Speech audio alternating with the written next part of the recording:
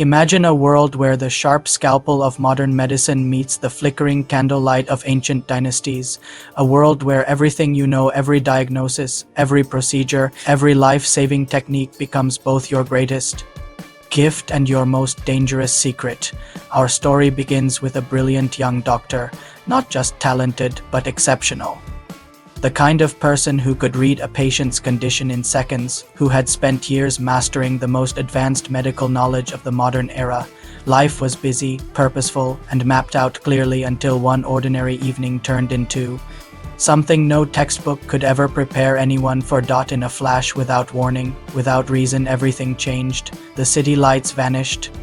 The familiar sounds of ambulances and hospital corridors disappeared, and suddenly, this modern doctor found themselves standing in the middle of an imperial court, centuries in the past, surrounded by silk robes, stone palaces, and people who had never seen a stethoscope in their lives.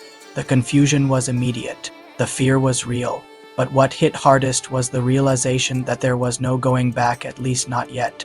And while trying to figure out how to survive in a world without antibiotics, without x-rays, without any of the tools that once made medicine feel like second nature, something unexpected happened. Someone needed help, a royal patient, gravely ill, surrounded by court physicians who were doing everything wrong, herbal remedies that were making things worse, rituals instead of diagnosis, and standing there, watching someone suffer from something completely treatable. The doctor made a choice. Step forward, use the knowledge, save the life. That one decision changed everything. Word spread quickly in a palace where information was currency.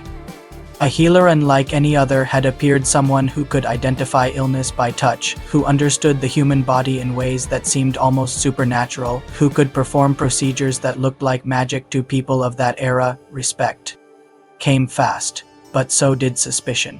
Because in an imperial court, power is never given freely. Every step forward came with someone watching from the shadows, a jealous court official threatened by this outsider's influence, a faction of traditional physicians whose authority was being quietly dismantled, and political games being played. At every level of the palace walls, survival wasn't just about medicine anymore. It was about reading people, reading rooms, and knowing when to speak and when to stay silent. The cultural clash was constant. Beliefs about the body, about illness, about gender, about a healer's place in society, everything was different. There were moments when the doctor had to choose between what was medically right and what was culturally acceptable, knowing that pushing too hard could mean exile, imprisonment, or worse. It was a tightrope walk every single day, balancing the urgency of saving lives against the fragility of fitting into a world that didn't fully understand and wasn't fully ready to trust this strange, gifted outsider. And then, quietly, unexpectedly, love entered the picture. It didn't arrive loudly.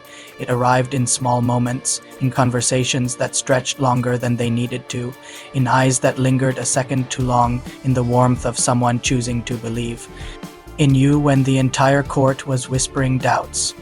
Falling in love across centuries is its own kind of impossible because the heart doesn't ask permission and it doesn't care about the gap between worlds. But loving someone in an era where love itself was governed by duty, by family, by status, that brought its own storm of complications.